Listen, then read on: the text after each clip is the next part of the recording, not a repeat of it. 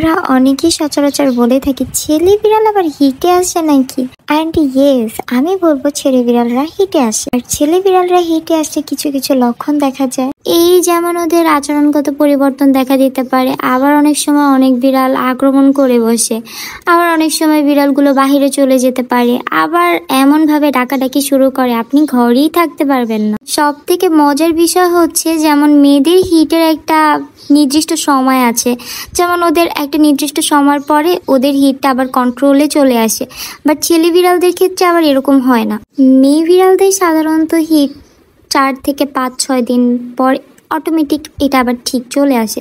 But ছেলে বিড়ালদের এটা ঠিকই হয় না, মানে ওদের এটা ক্রমাগত চলতেই থাকে। তাই এটা খুবই একটা চিন্তার বিষয়। হিট সাধারণত সেক্সুয়াল ম্যাচুরিটিকে বোঝায়। আর এই হিট থেকে যদি বিড়ালকে মুক্ত করতে চান তাহলে অবশ্যই বিড়ালকে স্প্রে বা নিউটার করিয়ে নিতে হবে, এটাই একমাত্র সমাধান। এছাড়া বিড়ালের আচরণগত যে পরিবর্তনগুলো দেখা দিবে এগুলো সাধারণত আমাদের বিড়ালদের জন্যই ক্ষতি।